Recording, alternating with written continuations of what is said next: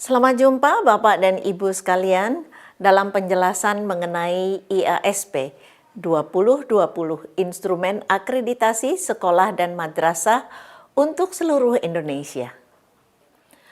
Dalam setiap butir IASP 2020 terdapat 7 aspek, yaitu komponen, subkomponen, indikator, pernyataan, capaian kinerja, pembuktian kinerja yang terdiri dari observasi, wawancara, telaah dokumen, dan angket.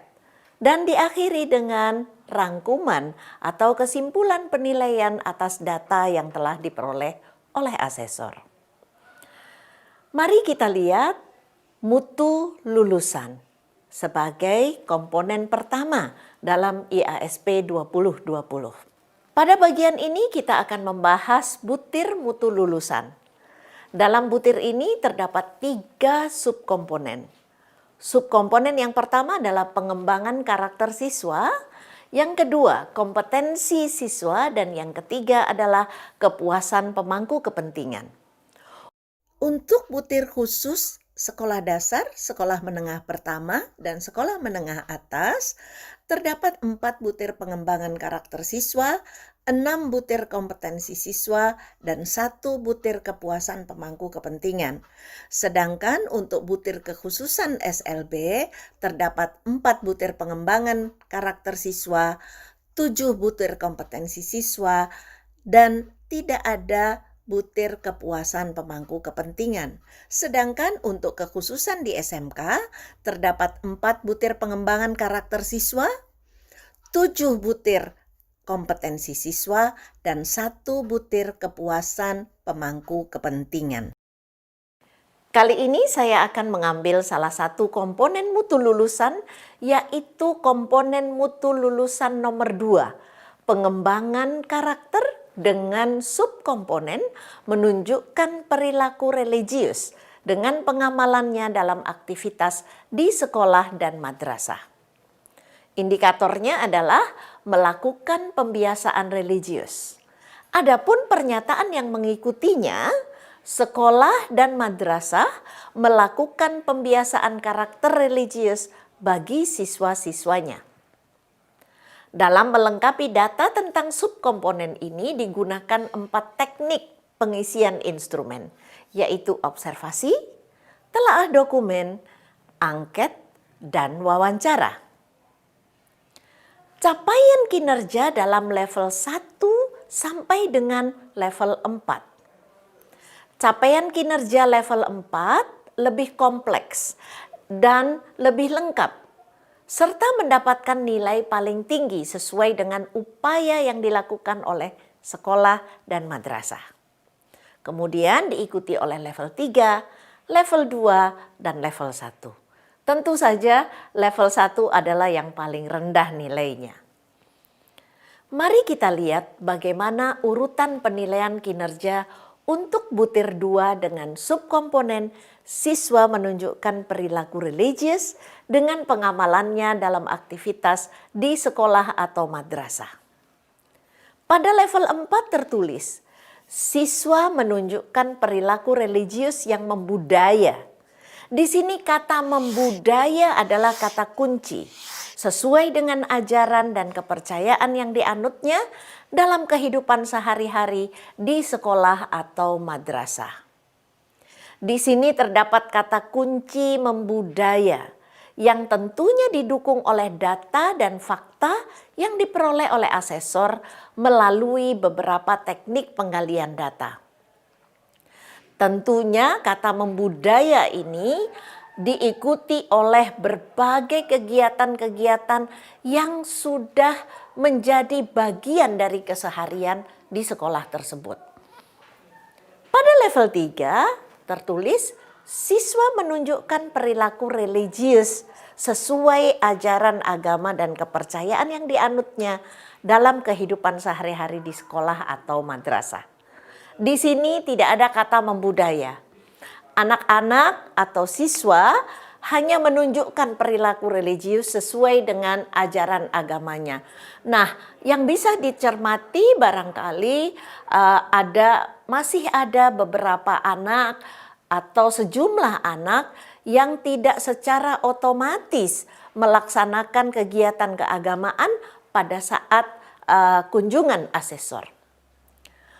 Pada level ini, siswa menunjukkan perilaku tetapi belum membudaya.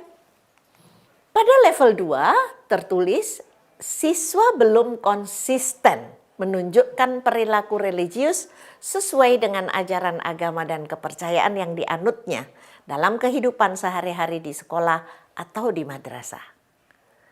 Jika Anda perhatikan pada level ini kualitas aktivitas religius siswa makin rendah yang ditunjukkan oleh kata kunci belum konsisten, di mana masih banyak anak-anak yang tidak secara otomatis menaati aturan sholat misalnya, sholat berjamaah. Masih banyak anak-anak yang tidak mengikutinya. Salah satu contoh tidak konsistennya kehidupan beragama di sekolah tersebut. Nah, pada level yang paling rendah, yaitu level 1, siswa berperilaku religius hanya karena mematuhi tata tertib sekolah. Artinya, perilaku religius siswa hanya karena aturan semata. Ketika tidak ada yang menyaksikan, mungkin bisa dipastikan anak-anak tidak melakukan aktivitas keagamaan yang ada pada aturan tersebut. Karena memang mereka melakukannya hanya karena ada aturan. Dalam setiap butir terdapat definisi yang menjelaskan kata kunci dalam setiap subkomponen. Contohnya pada subkomponen siswa menunjukkan perilaku religius dengan pengamalannya dalam aktivitas di sekolah dan madrasah, definisi yang menyertainya ada 2, yaitu yang pertama, perilaku religius adalah ketaatan atau kepatuhan dalam menjalankan ajaran agama atau kepercayaan yang dianutnya, bersikap toleran, dan menjaga kerukunan hidup antar pemeluk agama atau kepercayaan. Definisi yang kedua, membudaya, yaitu terwujudnya kebiasaan sehari-hari secara konsisten dan berkelanjutan yang didasarkan pada nilai-nilai tertentu. Siswa menunjukkan perilaku religius dengan pengamalannya dalam aktivitas di sekolah atau madrasah. Bapak dan Ibu peserta pelatihan, marilah kita fokus pada pembahasan butir 2 subkomponen karakter religius siswa. Dalam subkomponen ini terdapat 4 pola pengumpulan data. Diawali dengan observasi, kemudian telaah dokumen, lalu angket oleh siswa, dan diakhiri dengan wawancara. Mari kita awali dengan penggalian data melalui observasi. Dalam observasi ini, Bapak Ibu asesor diminta untuk mencermati kondisi sesuai dengan aspek yang diminta. Terdapat 2 aspek yang diobservasi, yaitu perilaku religius siswa yang dapat dilihat dari kebiasaan berdoa, kebiasaan mengucapkan salam, kepedulian sosial, dan kepedulian lingkungan. Hasil dari observasi dituliskan pada kolom hasil observasi. Misalnya, saat observasi, asesor menyaksikan saat awal kegiatan pembelajaran terlihat guru mengondisikan siswa untuk berdoa sebelum pembelajaran dimulai. Siswa terlihat berdoa dengan sungguh-sungguh. Namun dalam situasi lain, tampak bahwa kepedulian sosial tidak ada contoh perilaku yang teramati. Begitu juga kepedulian terhadap lingkungan. jarak antara satu tempat sampah dengan tempat sampah yang lain sangat jauh, sehingga tampak di beberapa tempat terdapat onggokan-onggokan sampah dan anak-anak masih dengan nyaman melempar sampah di lantai. Aspek yang kedua adalah partisipasi siswa dalam kegiatan ibadah sesuai dengan ajaran agama dan kepercayaan yang dianutnya. Agama Islam, agama Kristen Katolik, agama Kristen Protestan, agama Hindu, agama Buddha, dan agama Konghucu. Asesor mengamati siswa muslim bergegas menuju musola sekolah saat azan zuhur berkumandang. Namun di satu sisi tidak tampak ada kegiatan khusus bagi siswa yang beragama lain pada saat yang sama. Pengumpulan data yang kedua adalah melalui telaah dokumen. Aspek yang dicermati ada 4, yaitu perilaku religius siswa yang dapat dilihat dari kebiasaan berdoa, kebiasaan mengucapkan salam, kepedulian sosial, dan kepedulian lingkungan. Adapun dokumen yang diperiksa adalah laporan kegiatan pembiasaan perilaku religius siswa yang mencakup agenda atau jadwal dan jenis kegiatan. Bukan tidak mungkin terdapat dokumen-dokumen lain yang menjelaskan tentang perilaku religius siswa. Yang kedua adalah partisipasi siswa dalam kegiatan ibadah yang perlu dilihat dari pelaksanaan ibadah agama Islam, Kristen Katolik, Kristen Protestan, agama Hindu, agama Buddha, dan agama Konghucu. Salah satu dokumen yang dapat diperiksa antara lain adalah catatan guru yang mencakup partisipasi siswa dan jenis kegiatan ibadah sesuai dengan ajaran kepercayaan yang dianut. Aspek yang ketiga adalah partisipasi siswa dalam kegiatan peringatan Hari Besar Keagamaan yang dapat dilihat dari peringatan Hari Besar Agama Islam, Kristen Protestan, Kristen Katolik, Hindu, Buddha, dan Konghucu. Dalam hal ini dokumen yang diperlukan adalah laporan kegiatan peringatan Hari Besar Keagamaan yang mencakup jenis kegiatan dan partisipasi siswa. Yang keempat adalah sikap toleran dan kerukunan hidup antar pemeluk agama atau kepercayaan. Yang dapat dilihat dari perilaku 1. Menghargai dan menghormati hak dan kewajiban. Yang kedua, saling membantu dan menolong. Yang ketiga, menjaga keharmonisan dan perdamaian. Yang keempat, tidak memaksakan kehendak untuk memeluk agama tertentu. Dalam hal ini, dokumen yang diperlukan adalah catatan guru tentang sikap toleran dan kerukunan hidup antar pemeluk agama atau kepercayaan. Bapak dan Ibu sekalian, demikian penggalian data melalui telaah dokumen. Dalam penggalian data melalui telaah dokumen ini, Bapak dan Ibu asesor perlu mencermati seteliti mungkin data-data yang ada di sekolah untuk dapat memenuhi indikator yang tersedia. Jika tidak terdapat, maka tidak perlu meminta sekolah untuk mengadakan, karena ini adalah data untuk menentukan akreditasi. Pengumpulan data yang ketiga adalah melalui angket.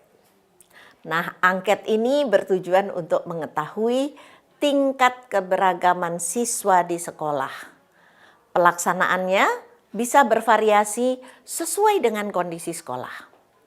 Untuk sekolah dan madrasah yang memiliki akses internet yang baik, maka angket ini dapat langsung diisi secara online oleh siswa. Dan hasilnya pun dapat diketahui oleh asesor melalui sistem. Untuk sekolah dengan akses internet yang kurang memadai, asesor bisa memilih sejumlah siswa secara random dan minta mereka untuk mengisi secara manual. Adapun pertanyaan-pertanyaan yang tercakup pada angket adalah sebagai berikut. Seberapa taatkah kamu dalam beragama? Apakah kamu melakukan upaya-upaya perbaikan diri, berbakti dan mengikuti ajaran agama atau kepercayaan yang kamu anut? Apakah kamu menjalankan ibadah sesuai dengan ajaran agama dan kepercayaan yang dianut? Apakah kamu mengikuti kegiatan keagamaan di luar ibadah rutin? Apakah kamu mendatangi tempat ibadah sesuai dengan ajaran agama atau kepercayaan yang dianut?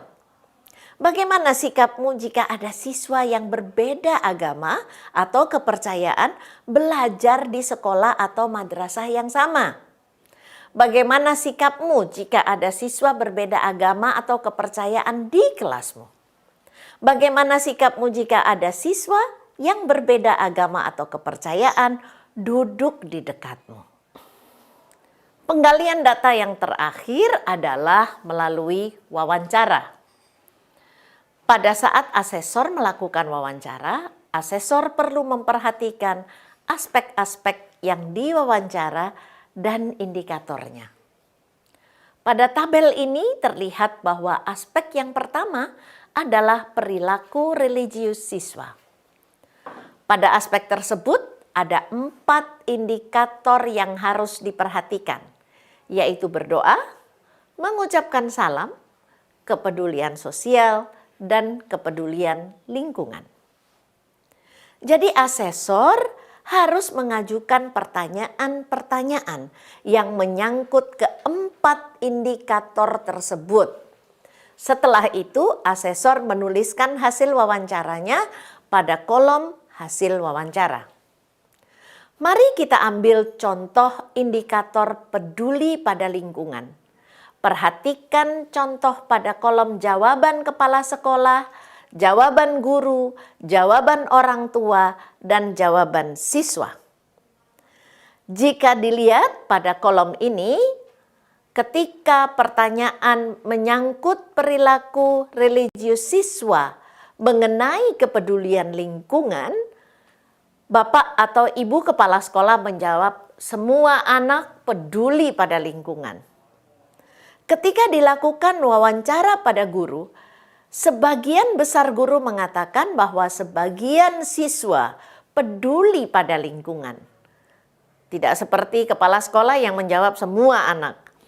Kemudian perwakilan orang tua ketika ditanya tentang kepedulian lingkungan anak-anak, mereka menjawab anak-anak cuek terhadap lingkungan. Masih banyak yang buang sampah sembarangan, bahkan ada guru yang juga kurang peduli pada lingkungan. Ketika siswa yang ditanya, banyak sekali yang menjawab air di toilet sering tidak ada dan tempat sampahnya jauh. Ini adalah salah satu contoh data wawancara mengenai satu indikator saja, yaitu kepedulian lingkungan. Kita dapatkan jawaban yang berbeda-beda dari keempat responden dalam wawancara ini. Terserah Bapak Ibu asesor nantinya akan menilai seperti apa. Kita akan melihat bagaimana cara merangkum informasi yang sudah didapatkan oleh asesor dalam rangkuman nanti. Pada bagian berikutnya, saya akan menjelaskan mengenai tabel rangkuman. Berikut adalah contoh bagaimana kita merangkum hasil pengumpulan data asesor. Dalam tabel rangkuman yang terdiri dari 6 kolom tadi, kolom 1 dan kolom 2 sudah tersedia. Kolom 3 diisi berdasarkan hasil dari observasi, wawancara, angket, dan telaah dokumen. Anda harus memastikan catatan Anda di kolom 3, karena setelah tersimpan Anda tidak bisa kembali.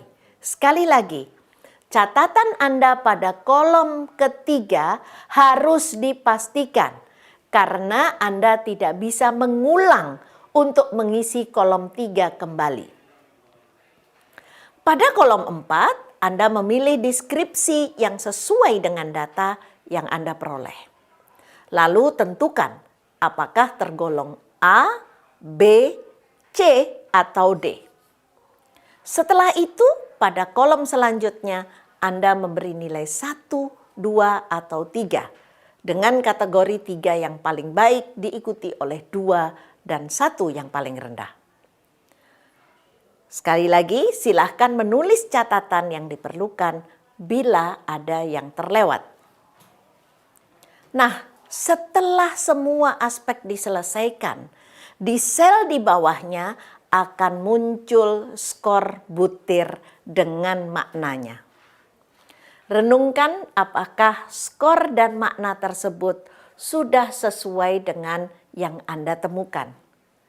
Jika sesuai, berarti Anda bekerja dengan cermat.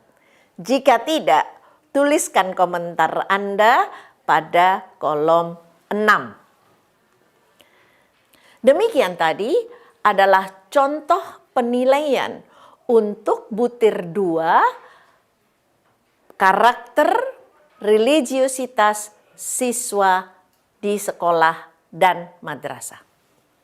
Bapak Ibu sekalian, demikian penjelasan mengenai cara melakukan penskoran dan membuat kesimpulan atau professional judgment IASP 2020 tentang komponen mutu lulusan.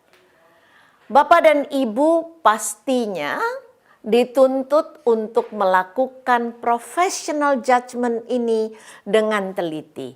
Pengetahuan, pemahaman, dan pengalaman Bapak Ibu di sekolah akan banyak sekali diperlukan untuk menentukan hasil akreditasi sekolah dan madrasah. Semangat akreditasi, transparan, terpercaya, dan profesional. Salam akreditasi bermutu, sekolah bermutu, pendidikan bermutu. Terima kasih.